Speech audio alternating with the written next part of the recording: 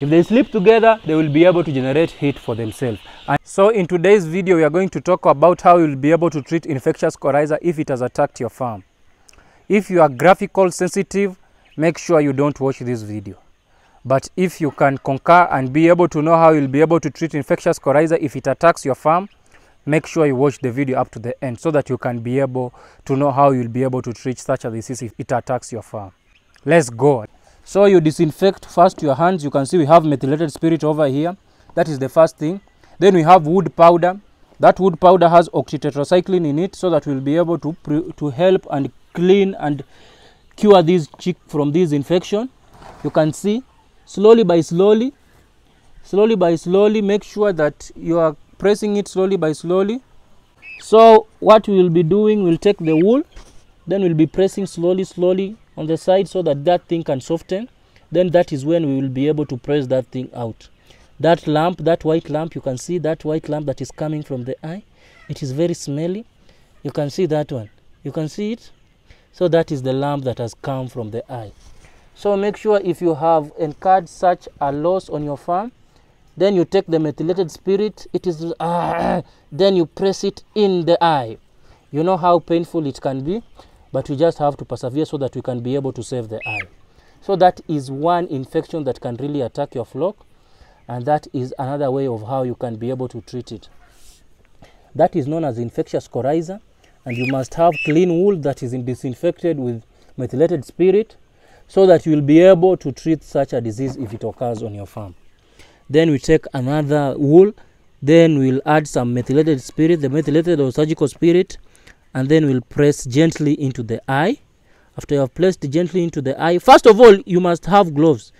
But this vet of ours doesn't have a glove, but we'll just have to concur because he has disinfected his hands.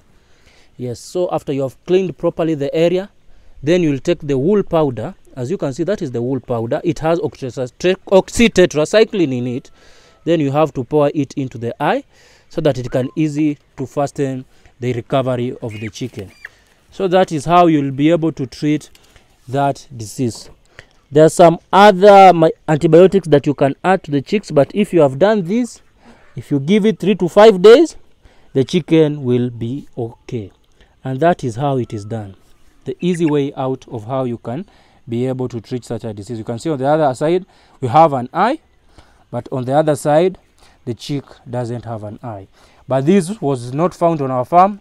We found it on another person's farm, and we were able to treat that disease because of the too much high ammonia in the chicken coop, and this is what can really occur in your poultry farm. So guys, make sure if you incur such a problem on your farm, you have found an easy way. You can see the chicken is scampering away, and it is very happy. It will be healed in no time. So we have found the second candidate. First of all, again, you disinfect your hands properly with methylated spirit. You can see at our candidate over here.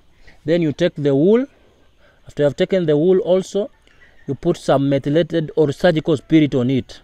That is how it is done. The big boys usually do it like that. Then you take slowly massaging the eye of the chicken properly, slowly by slowly. Don't rush, because if you rush, you'll hurt the chicken. Slowly by slowly. Don't poke the eye of the chicken. Just do it gently, slowly by slowly, so that you can be able to soften the eye of the chicken, that white lump that is in the eye of the chicken, because it has stayed there and it has formed the bacteria has formed that lump. So make sure you just take your time. You massage it very slowly by slowly. If it hasn't softened, then you take another wool. Then you also disinfect it. Then you keep on massaging the eye. The more you massage the eye, the softer it gets over time. So that is how you should have done it. Just keep on doing it like that, slowly by slowly, until you make sure that the lump is soft. Then it will be out of the eye. Yes. So let's take this time and watch the surgeon do his magic. So you can see the white lump over there. It is coming out of the eye. You can see, yes, you see, that is the white lump. Look at it. Just look at that. Oh my goodness, it has come out. So that is how the lump looks like. You can see the lamp, how it looks like, and that it's oh my god, look how it looks. But since we are doing poultry farming, we have to concur with these things that if they come to our farm. Now after that, we have to take another wool, then we take methylated spirit over here. After you have taken methylated spirit, then we have to clean the eye properly, gently, slowly, Mr. Surgeon, so that we can be able to clean the eye. Though the eye is gone, but the chick will be able to survive. Oh my god, the eye is gone, but we will just be able to clean it slowly by slowly with the methylated spirit, so that we may not have any other kind of bacteria trying to enter and try to infect the eye more. In case we have those bacteria in there, they will just be cleared by the methylated spirit. So you clean it properly. So after you have done that, you will take the wool powder. The wool powder has octitetracycline in it, you can see, but this one doesn't have a name properly, but that is the wool powder. It has octitetracycline in it, and that will be able to save the eye of the chick. After doing that, you rest your chick. You can pamper it slowly by slowly. Slowly, Mr. Surgeon. Slowly, Mr. Surgeon is doing the surgery. Slowly by slowly, so that you can be able to kill all the bacteria in the eye. And within 3 to 5 days, the chick will be okay. And that is how you'll be able to save the eye of the chicken. Then after that, we must continue with our thing. You can see the chicken has gone very well. And then after that, this surgeon of ours has to clean his fingers or his hands, can I say hands or fingers, properly, so that he cannot infect the whole flock when he goes and touches another flock on another farm. So that is how our Mr. Surgeon looks like with the hands, but we will not show his face today because the Mr. Surgeon is camera shy. Yes. So guys, this is the progress of our poultry farm.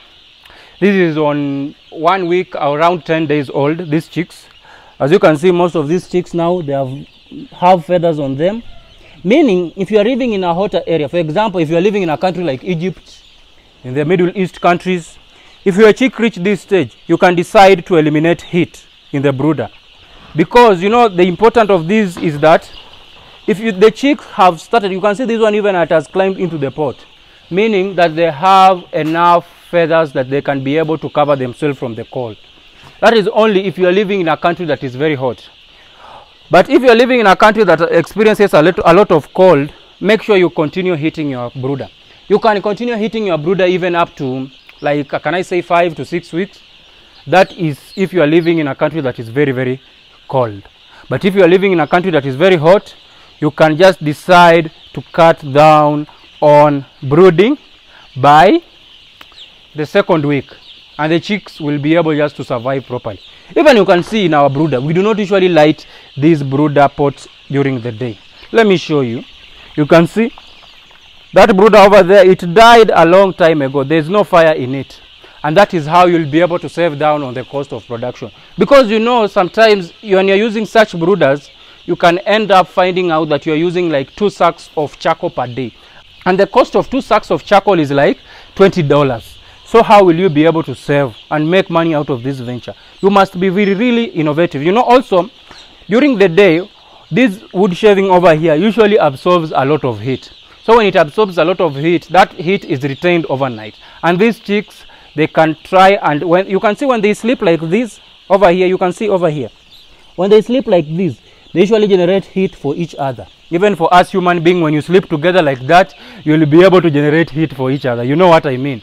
So that is how the chicks usually are able to generate heat for each other. Even you can see on the other end over there, they are sleeping together. If they sleep together, even over there you can see, if they sleep together, they will be able to generate heat for themselves. And you will be able to save on the cost of heating the brooder. You see, even if you are using electricity, some cost of electricity have really gone up, and if you are using electricity, you will be able to save on the cost of production very high time. So guys, if you are watching this video, make sure you like and subscribe to the channel so that we can be able to reach a huger audience and be able to teach more people of how poultry farming is done, for them to also profit out of this venture. Let us not only benefit from this thing, but let us also help others so that they can be able to benefit from these educations that I'm posting on my YouTube channel. And also you can see in the water, we are continuing to give these chicks the multivitamin so that they can be prevented from other diseases that can occur on your poultry farm. And that is how poultry farming is done. You will be able to make a profitable poultry farming for you. You can see how sweet they are looking, and they will be very, very fine. And also over there on top there, you can see up here, I don't know if you can see that pipe over here. After these chicks have reached like 1.5 months, we will introduce automatic drinkers. You know, the benefit of automatic drinkers is that it will also help to alleviate other diseases from occurring on your poultry farm, and it will also reduce on the workload on your poultry farm. You know, if you have a lot of chicks like this, like for example, you can see these 4,000 chicks, they are 1.5 weeks old, and these chicks are consuming over 250 liters of water in 24 hours. Imagine that. So what if they are mature chicken? How will you be able to give this chicken water by hand? So that is why we will introduce automatic drinkers. That's why we have a pipe over there. So guys, make sure you like and subscribe to the channel. And also sleep together so that you can be able to generate heat.